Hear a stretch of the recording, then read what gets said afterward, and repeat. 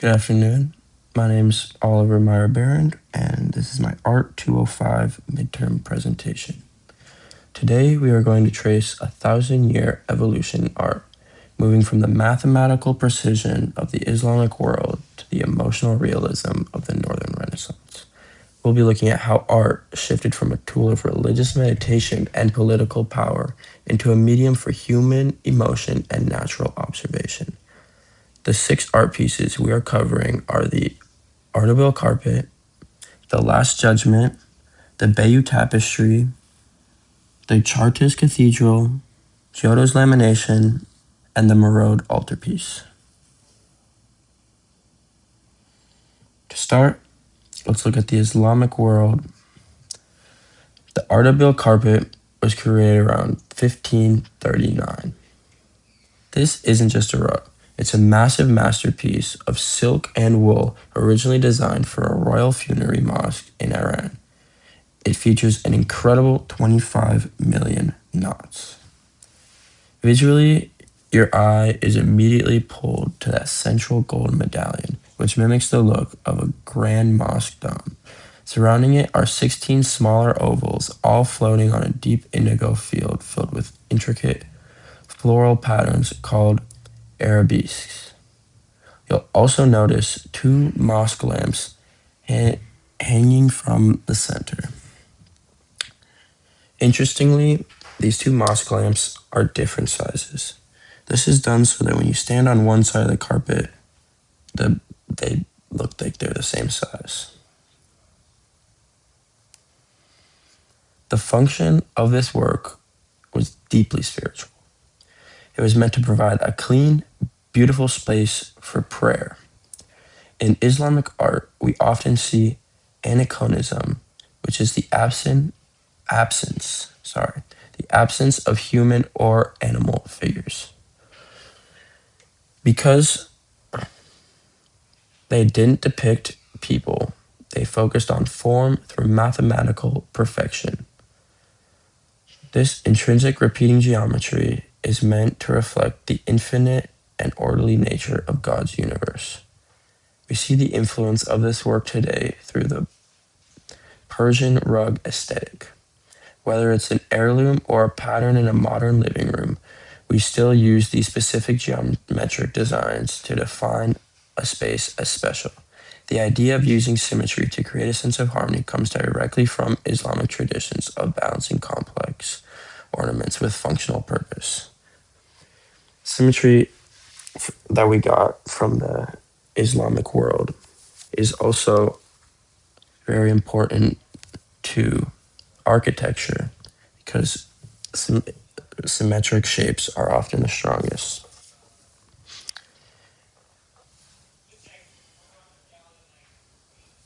Also, when you look at a symmetric piece, it's the symmetry and harmony of things such as this rug that really draw our eye to it.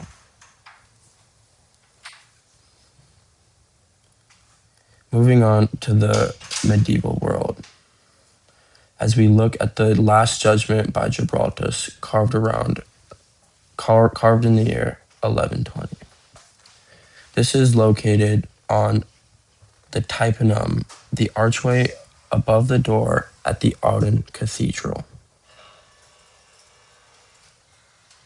In the center, you see a massive flat and a very still Christ. On his right, tiny souls are being lifted into heaven.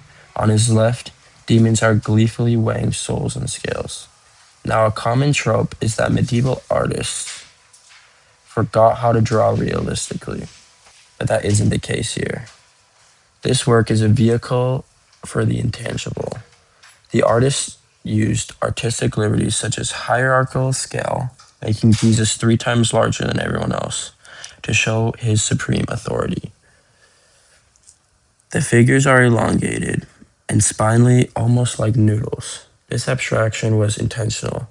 If the figures looked too human or fleshy, they wouldn't feel spiritual. By stripping away realism, Gibraltar's focused entirely on the authority and power of its divine. It was a visual law that every person had to walk under before entering the church. This use of art in the church is also symbolic of how art has changed over the years. These massive pieces, where art pieces are built into the design of a monument or church such as this, has changed over the years because people now have photographs where we can take pictures of art and we can see it all over the world, allowing for more people to consume that art. What I like to do when thinking about the medieval period and or any of these periods is I would like to put myself in the shoes of an individual who lived at that time and think how I would admire these art pieces if I were to see them in person. If I was living in the medieval period and walked into this church and saw this beautiful monument to God, I would not only take the lessons that it learns from it, but I would be in awe of the immense beauty that and storytelling that art can provide. As we see in these depictions, we can also see the evolution from the Islamic area where art is slowly becoming more and more symbolic.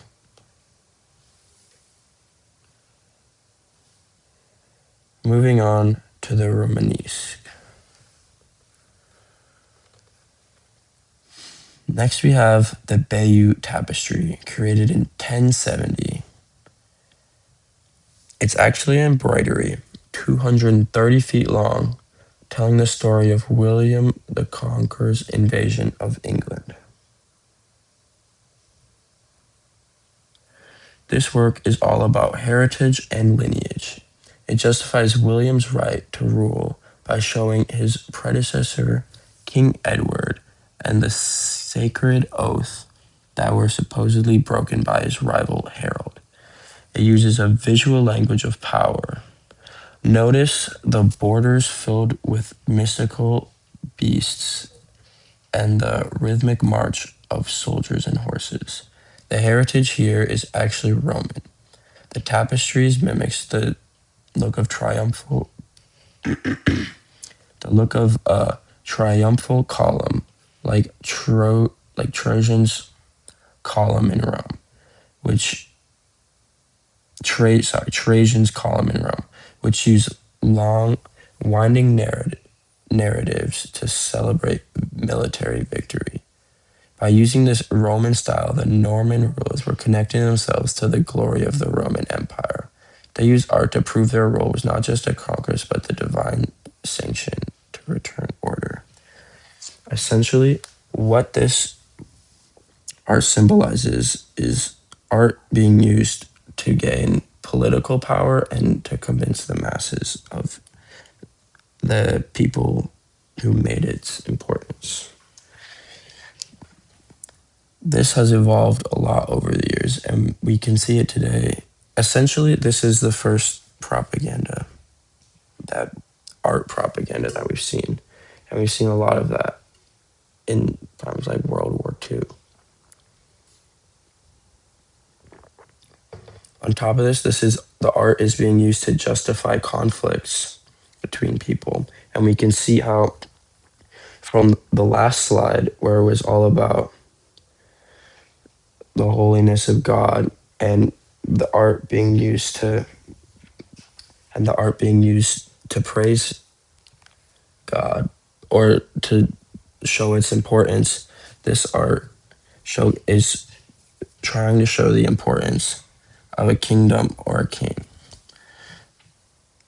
It's using art basically to push its political power and to make it seem like they're using art to show their own glory and things that they've done to basically cement themselves as great.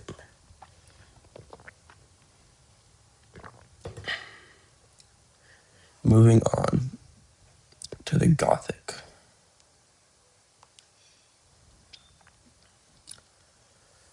The Gothic period with Chartres Cathedral. This is where architecture becomes a high wire act of form and function. I want to point to four stylistic features that define this look. First, the pointed arch. Unlike the round Roman arch, the pointed version pushes weight down rather than out. This allows the buildings to go much higher.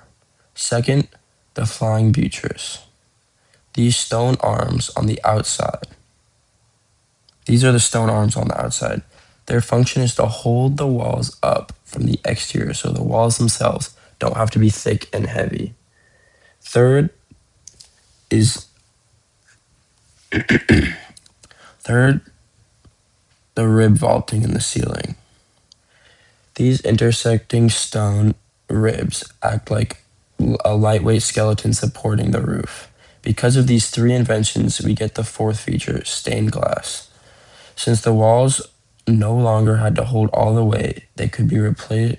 They could be replaced by walls of glass.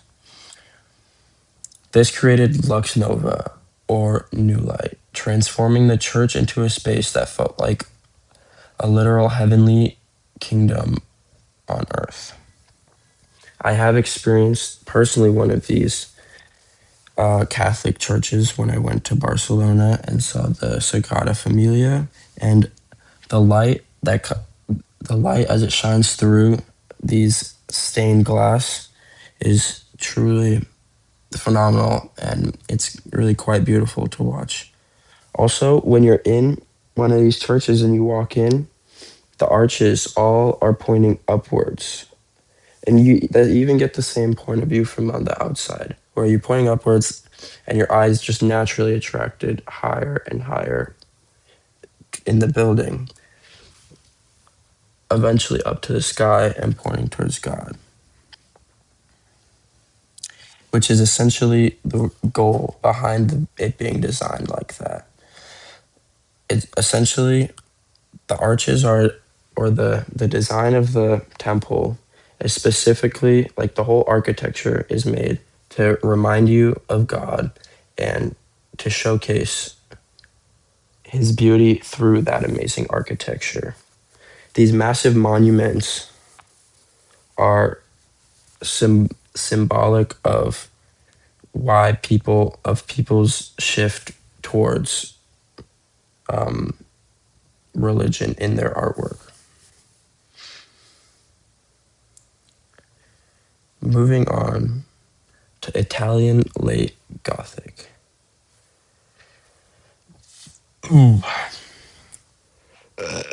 Excuse me.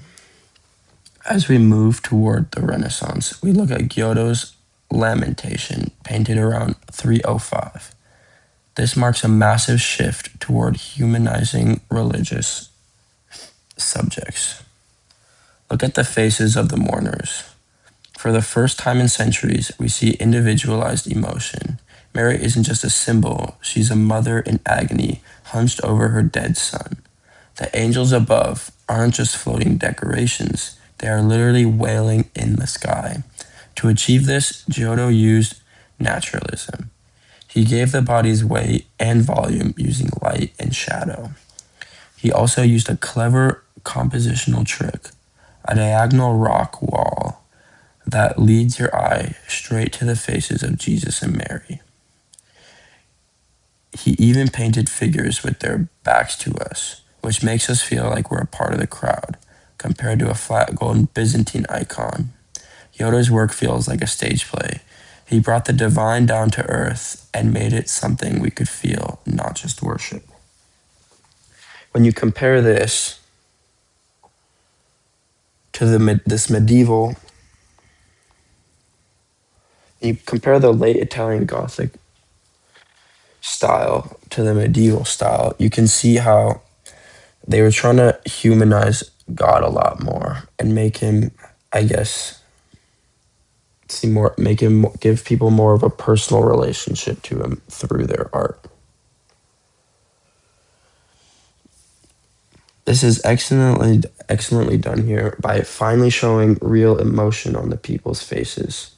Before in the other one, it was all angels, devils, and they were sorting through souls. But this time we get to see people and their relationship with God. We can also see how the use of people, and they even have the animals on the sides. This is a huge shift away from the Islamic theme of aniconism, which not only shows the difference between these two cultures, whether aniconism, in case you forgot, is the change from, or is not using humans or animals in your art.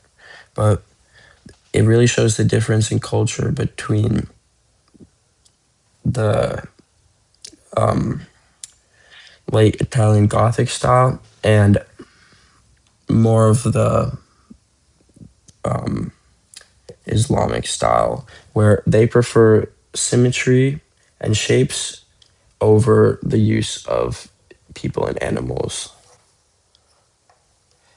Where that made God seem, the use of shapes made God seem more divine, whereas in this, he seems more of a down to earth, something you can, like a tangible thing that isn't off into the future once you pass. Northern Renaissance.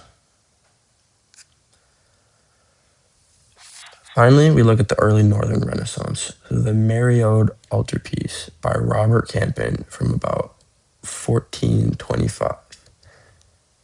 Let's compare this to Italian art. While Italians like Giotto focused on grand mathematical spaces, Northern artists focused on intense detail. This scene shows Annunciation, but it's set in a contemporary Flemish home, not a palace or a temple. You can see every wood grain on the bench and the reflection of light on the brass kettle. This style reflects the culture that saw the sacred in the everyday. Every object is a symbol to the lilies, represent purity, and the extinguished candle represents God becoming man. The, the main difference you'd see between this and Italian work is the medium. Northerners used oil paint, which allowed for those deep glowing colors and microscopic textures. If you see a painting where you can count the hairs on a dog or the threads in a rug, you are likely looking at the Northern Renaissance. As you see with these immense details put into small little things in these items, I stated it earlier, but it's them showing God in the tiniest little things in their artwork. Comparing this to every other theme that I've covered before this, we can see the evolution of how the art is becoming more and more human, more and more accessible, more and more everyday for humans. And it's really connecting people on a more personal level than it is just these giant monuments made for to worship. A large reason for this is because the medium in which people are um, the medium in which people are seeing this art is no longer just these massive churches and temples. Rather, it's shifting to more people can own their own art in their homes, make their own art, and it's more widespread, or it's becoming more and more widespread, which is why the art is also becoming more and more cut down more and more to the personal level rather than being some highly divine thing. That in the end, moving on to my conclusion, I forgot to put a conclusion slide. Shoot. But moving on to my conclusion, essentially what we've seen over the course of this presentation is that over each period, the art is just slowly becoming more and more human and more personal. from the Islamic themes, which didn't depict humans at all. It was depicted as this unattainable, perfect shapes, perfect math, clean lines, and just an overall sense of just like an untangible vision of what heaven should be like, essentially. And then as we moved down, we saw that it was more of churches where they were depicting these massive, basically showing God through these massive monuments and portraits, but it's not at that human level yet. It wasn't at that human level yet in the last judgment. It wasn't at that human level. It was still this really divine thing showing the greatness of God. Same with the churches. The churches provided more of like a place where people could go to pray and perform their worship, which did make it more personal, but it was still all to like showcase these showcase the greatness of God. It isn't until the Gothic era and then the late Gothic era as well, where the art pieces started to finally become more and more human. And it all ends up in this Northern Renaissance era where they're literally showing every tiny little detail with these perfectly realistic depictions of humans, and it basically shows that God is in every little detail, and that's what it's trying to do through this art.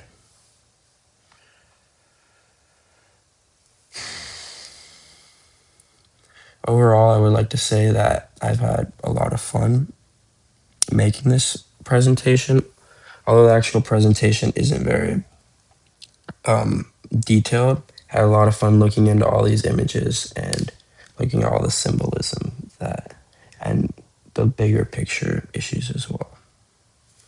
Thank you very much.